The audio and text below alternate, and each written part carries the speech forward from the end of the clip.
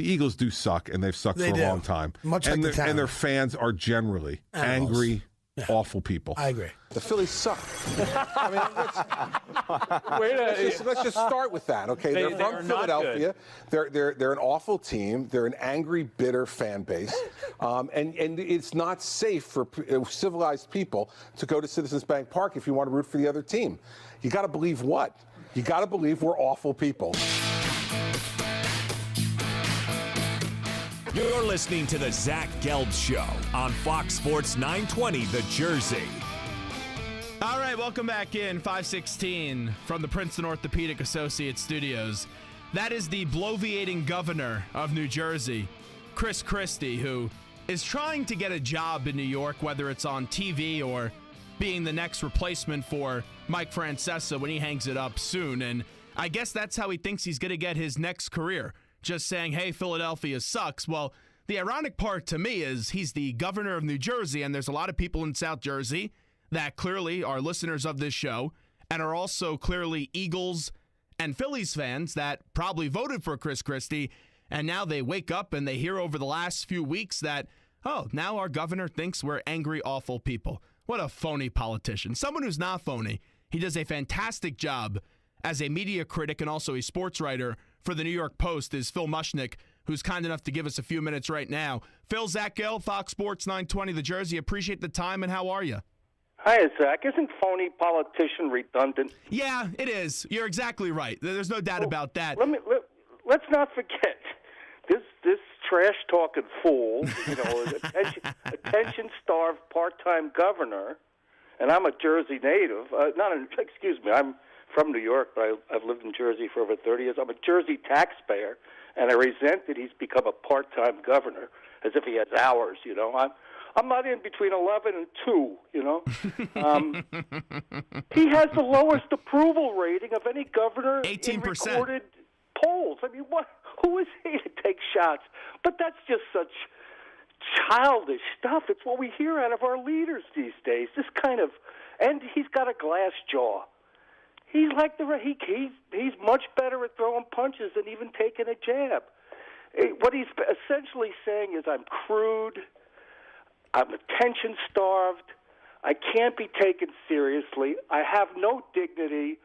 Don't even bother with this guy. It's really, Phil, it's petulant behavior by him. He's a governor. I know, he's a governor. It's scary. ridiculous. Look where we're at in this world. That's true. Trump has ridiculous press conference after press conference. I don't want to make this whole thing about politics. The only reason he got elected is because the last president was so bad.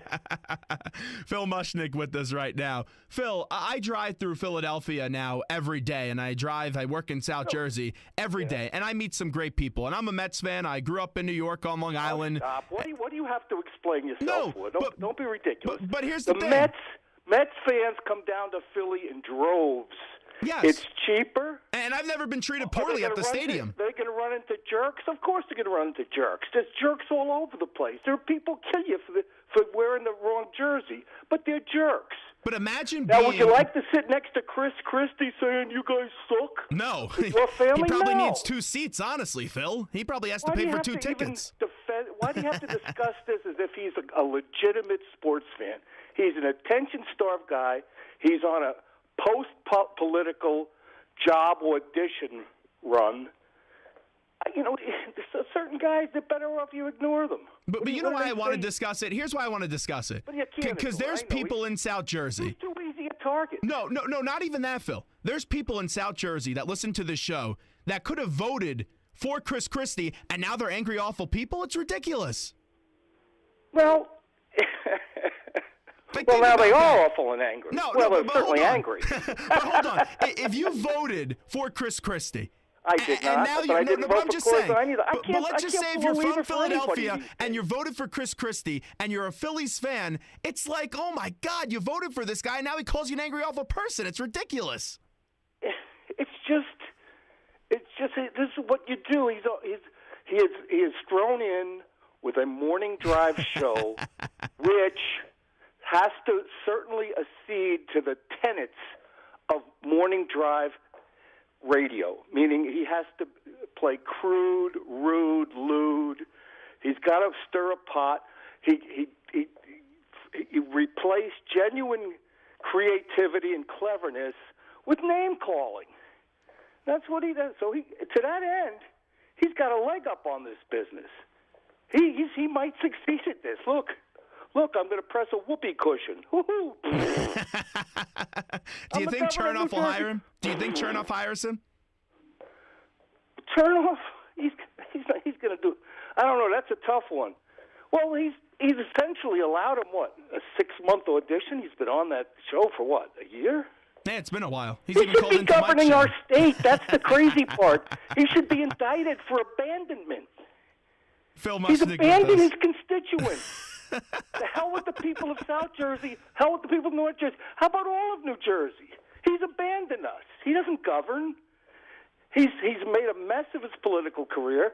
Now he's doing I don't know what portion of my taxes goes to his salary and the upkeep of the gubernatorial mansion, but it's something. Did you see the Phillies' response yesterday? I think I read something, but I have it right here for you. It was a great tweet. They tweeted out, "We love our fans and appreciate their unwavering support as we bridge to a bright future." Oh, yes, I did see that. I did. I thought that was clever. Great. So with this being said, talking about the future of New York radio and somehow Chris Christie could play a role in it, who do you think, if you had to handicap it right now, give me your odds-on favorite and some other names that could replace Mike Francesa? It's Jesus Christ. It'd be a cheap second. There's Erasmus. Erasmus is Descartes. Who the hell, you can't replace him. Him is, by the way, is with a capital H. Him. All right, let me rephrase the question then. Who are some people that will likely take over for him? Not replace, but likely take over. I have no idea. Really? No idea. But isn't that your job, kind of? Once upon a time, this sounds horrible because this is my job, but Zach, once upon a time, I'd care. I'd be in there like thrashing this out, getting names. I don't care anymore. Forgive me. I just don't care anymore. These people they've blown it. They've blown it. They had a chance to mistreat people, but in his case, he's not an act. Francesa's a bad guy. The people who work with him hate him. The people who used to work with him hate him. The people he made leave hate him because he's a bully. He's a miserable son of a gun. I don't even know if he has a friend left in the world. He thinks he's the most popular guy in the world. I don't know who's going to replace him. Phil Mushnick with us right now. He's benefited for years. Michael Kay hasn't provided much competition. I still think to a certain extent his ratings are predicated on the same reality that draws people to 5-alarm fires and car wrecks. And tell me how you really feel, Phil. No, I do. I can only listen to it for 2 minutes, then I start to wince. I'm embarrassed for him. He's such a pompous know-nothing, and he thinks he's an empirical know-everything. He's never been right. But he's consistent to that level, to that end. But I don't know who's going to replace him. We'll find out together. What did you think about? Gelb. Hey, I'm going to give you the coach's answer here. I love my station right now, and I'll be here for many more years to come. Yeah, right. I'm doing what's best for my family. You know what? That's funny. I've ripped a lot of college coaches over the years, and I just gave you the biggest college coach answer ever. Yeah, I know. Do you find these multiple rapes a distraction? I'm not going to go there. I like my job right now, so I don't want to get fired. Phil Mushnick with us right now. So, Phil, one more thing on radio before we get to the Oakley piece that you wrote, because I did agree with a lot of stuff that you had to say about Charles Oakley. You agree with too much, you lose your health benefits. Yeah.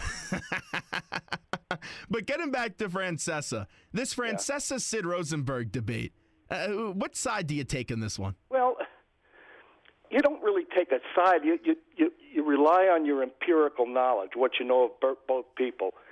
Is Sid so starved for attention that he would use this past episode for as much publicity and attention as he could? Yes. Is he telling the truth?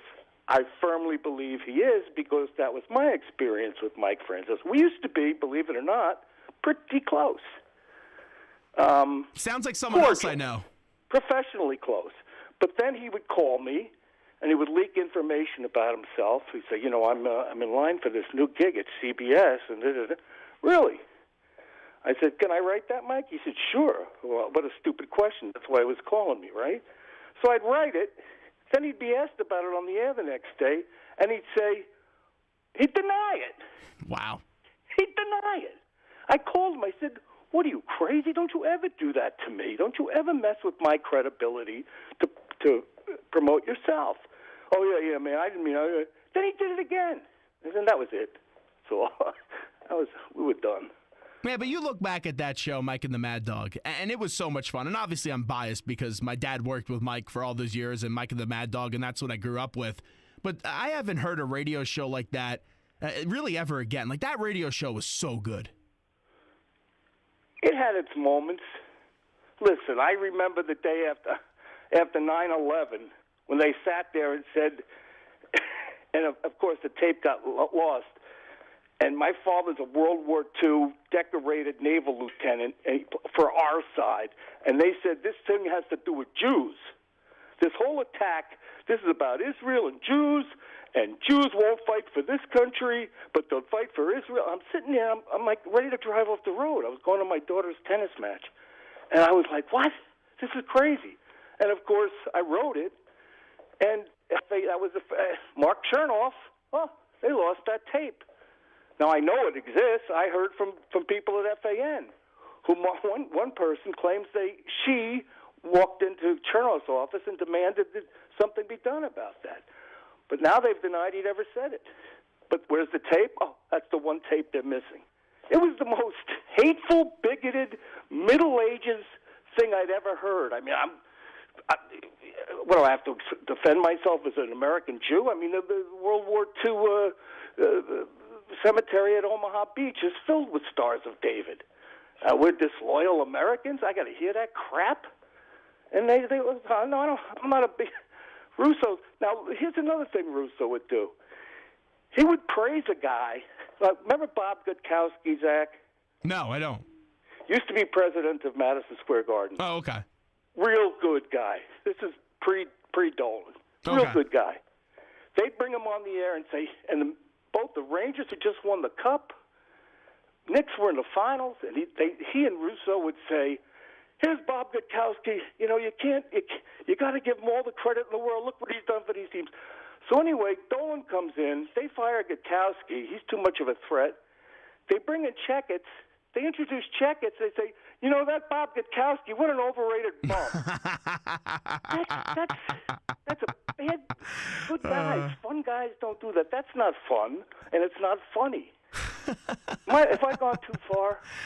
I don't know. I know both of those guys personally, so. My son all angry now. You may be rooting all my relationships with Francesa and Russo. I put on a show. Yeah. Oh, jeez. I know next time I see Mike and Chris, they're not going to talk to me now after letting you ramble. That's your problem. You mean Mike and Christie or Mike and Chris? I don't know. I'm not Mike Chernoff, but Phil Mushnick with us. All right, let's get to Oakley so I could actually have some friendships with people in this business before we let you run. You got no shot tonight. No. I may lose the tape on this one, honestly, Phil. I'm the program director. I may delete this thing. I'm hoping no one's listening right now, and then you just delete this thing. I don't blame them. But with Oakley, this has been unbelievable, and both Oakley and Dolan have been wrong. But what happened the other day with Draymond Green, Iraq War. Pick your poison. But with Draymond Green and Oakley, what they did the other day, after supposedly Silver goes in and makes this a whole peaceful situation, I thought accusing race was just so reprehensible by Oakley and Draymond Green. Right. Well, clearly, when Draymond Green, before he was kicking slats out of his cradle, I was covering the Dolans and cable in the Garden.